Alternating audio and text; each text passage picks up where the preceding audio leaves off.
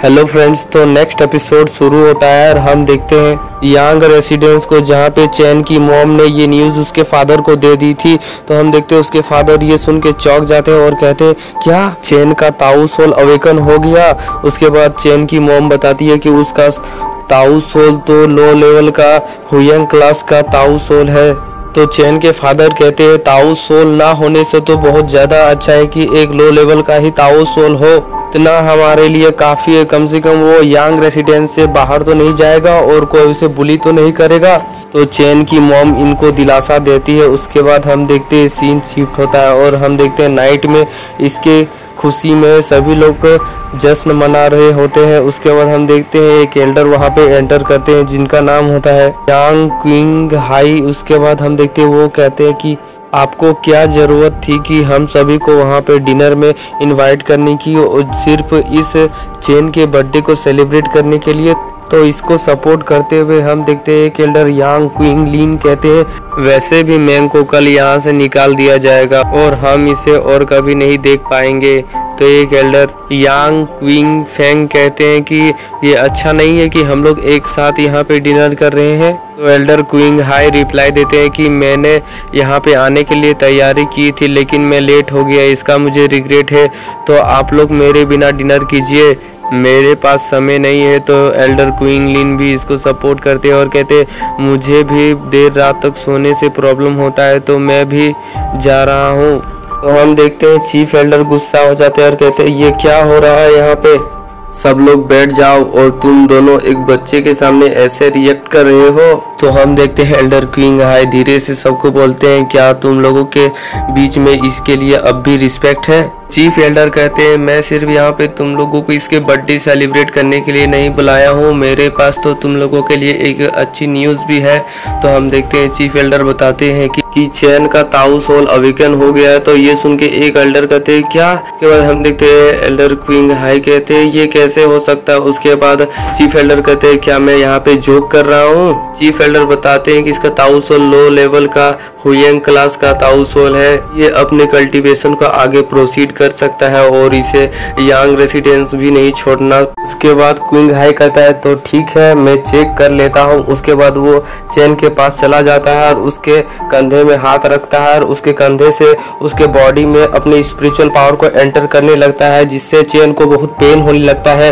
तो चैन को पेन में होता हुआ देख के उसके ग्रैंडपा कहते हैं तुम क्या कर रहे हो क्विंग हाई। तो क्विंग हाई कहता है कि मैंने नहीं सोचा था कि चैन का फिजिकल बॉडी इतना कमजोर है। उसके बाद वो चैन से पूछता है क्या तुम ठीक हो। इसके बाद कहता है तुम मुझे इसके लिए ब्लेम मत करना।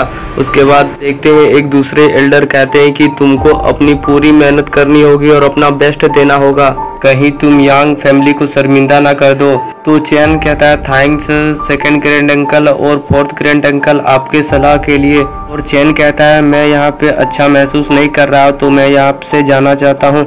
तो हम देखते हैं एक एल्डर कहते हैं चैन क्या तुम मुझसे एग्जामिन करवाना चाहते हो।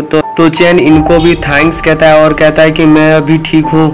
तो एल्डर कहते हैं चैन कल सुबह हॉल ऑफ बुक्स में आना मत भूलना, तुम्हारे लिए टेक्निक्स का सूटेबल सेट ढूंढ दूंगा। चैन इनको कहता है thank you third grand uncle, वहां से जाने लगता है। उसके बाद हम देखते हैं क्विंग हाई कहता है कि तुम मेरे अगेंस्ट जाना चाहते हो। उसके बाद सीन शिफ्ट होता है और हम देखते हैं चैन वहां से जा रहा होता है, तभी पीछे से उसे कोई आवाज लगाता है रुको मेरे लिए रुको। हम देखते हैं ये चैन की सिस्टर जियान होती है। उसके बाद वो कहती है ब्रदर सेकंड ग्रैंड अंकल आपको चोट पहुंचाने के मकसद से आपको टच किए थे, तो आपको इसके बारे में ग्रैंडपा को बताना चाहिए। तो चैन कहता है मैं इस मामले में ग्रैंडपा को नहीं डालना चाहता, वैसे भी वे हमारे अपने ही तो है।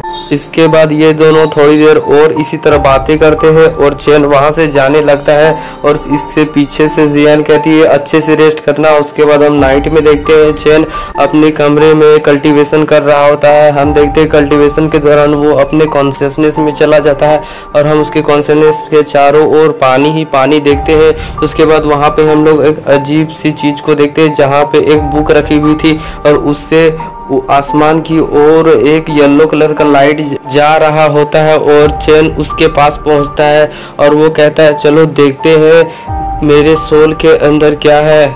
चैन कहता है मेडिसिन स्किल, इससे तो अच्छा है मैं पोएट्री सीखता। चैन कहता है कि इसके बाद मैं एक बहुत बड़ा फिल्म मेकर बनूंगा इस नेशन का। उसके बाद हम देखते हैं चैन जैसे ही उस बुक को पढ़ने जाता है उसमें से पूरा येलो लाइट निकलने लगता है, जिससे चैन उसको नहीं देख पाता और चैन उसके अंदर चला जाता है। चैन उसके अंदर पहुंचने के बाद उसको बहुत ही अजीब अजीब सी चीजें दिखाई देती है। उसके बाद कहीं से एक आवाज आता है और हम देखते हैं वो कहता है तुम्हारा स्वागत है द बुक ऑफ 10,000 ताऊ में।